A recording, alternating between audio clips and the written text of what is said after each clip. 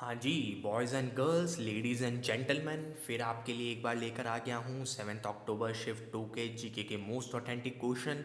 लेकिन इससे पहले हम लोग आगे चलें, जो लोग चैनल पे नए हैं उनके लिए बता दूँ कि एसएससी एमटीएस के सभी शिफ्ट के शिफ्ट वाइज वीडियोस हम लोग अपने चैनल पे डालने हैं।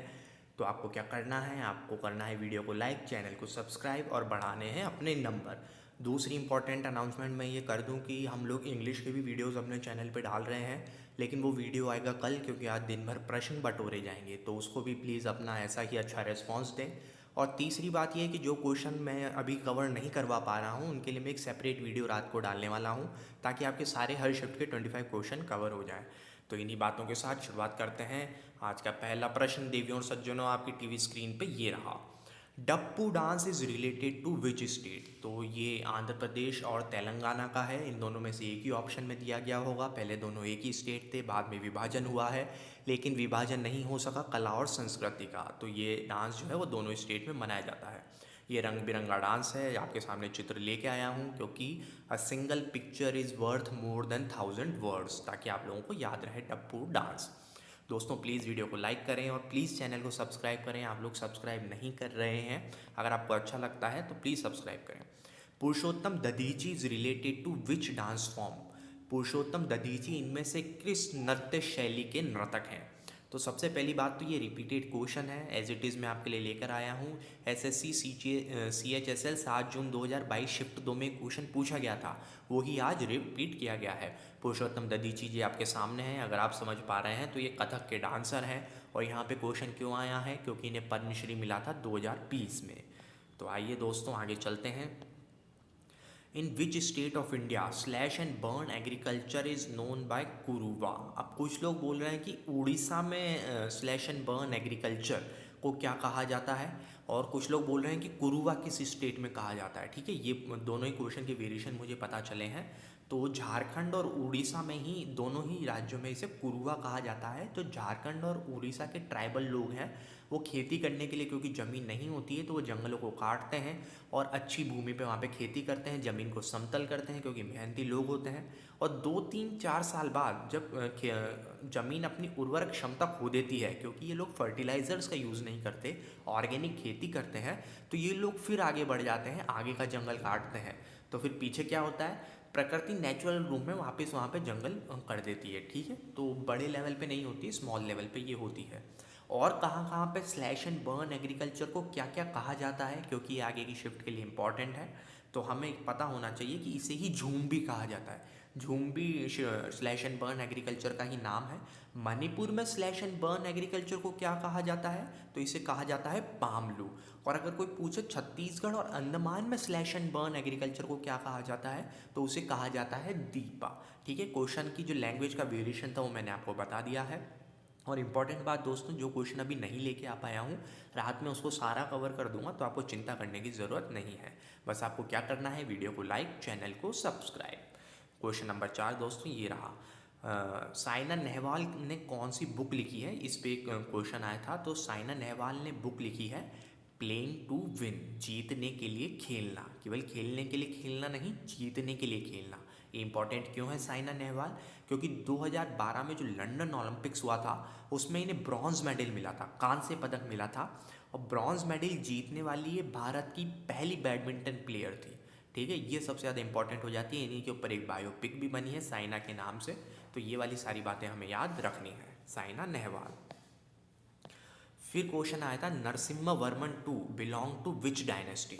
नरसिम्हा वर्मन द्वितीय किस राजवंश से ताल्लुक़ रखते थे? तो ये किस राजवंश के थे? पल्लव डायनेस्टी के। इन्हें और क्या कहा जाता था? इन्हें कहा जाता था राजसिम्हा। और इन्होंने क्या महान कार्य किए हैं जिनके लिए एसएससी ने क्वेश्चन पूछा है? इन्होंने कैलाशनाथ टेम्पल, जो कि कांचीपुरम में है, उसका कंस्ट्रक्शन करवाया था। और क्या करवाए थे? शोर टेम्पल एट महाबलीपुरम, जो कि यूनेस्को वर्ल्ड हेरिटेज साइट में भी है। फिर पन्नमाली टेम्पल ऑफ साउथ एयरपोर्ट, वो भी इन्होंने कंस्ट्रक्ट कराया था। इन्होंने और कौन सा टेम्पल करवाया था? लाल मिरी टेम्पल, ठीक है। और कौन सा? वैकुंठ पीरामल टेम्पल। ये सभी टेम्पल इंपॉर्टेंट क्यों हैं? क्योंकि इनका कंस्ट्रक्शन किस किसने कराया था? एसएससी ने विभिन्न सालों में विभिन्न परीक्षाओं में इन्हें पूछा है।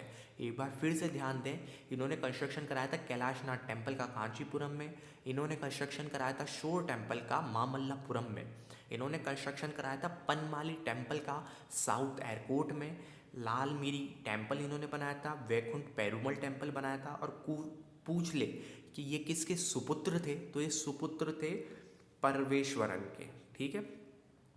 ये कहानी हमको याद रखनी है। आइए छठे क्वेश्चन की तरफ। Lalian Changte is deputy CM of which state? Lalian Changte किस राज्य के डिप्टी सीएम है?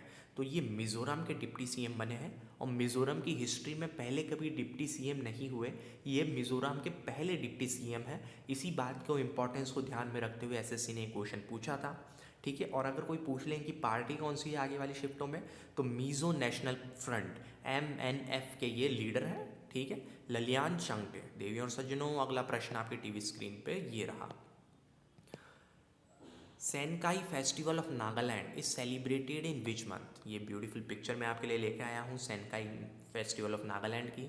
तो ये कब मनाया जाता है? ये फरवरी में मनाया जाता है। Senkai is celebrated as a part of mini hornbill tribal festival. जो हम लोग ट्राइबल फेस्टिवल नागालैंड का फेमस है, उसका प्री पर, मतलब जैसे अपने कल्चरल फेस्ट होते हैं तो प्री फेस्ट जो होता है, या प्री वेडिंग फोटोग्राफी मान लो आप, तो प्री हॉर्नबिल फेस्टिवल एक मनाया जाता है, उसका पार्ट है। अगर कोई पूछ ले कौन सी ट्राइब मनाती है, क्योंकि ये भी क्वेश्चन रिपीटेड है, तो अनगामी ट्राइब मनाती है 25th डे ऑफ अनगानी मंथ ऑफ कैजई, ठीक है। 3 बातें याद रखनी है।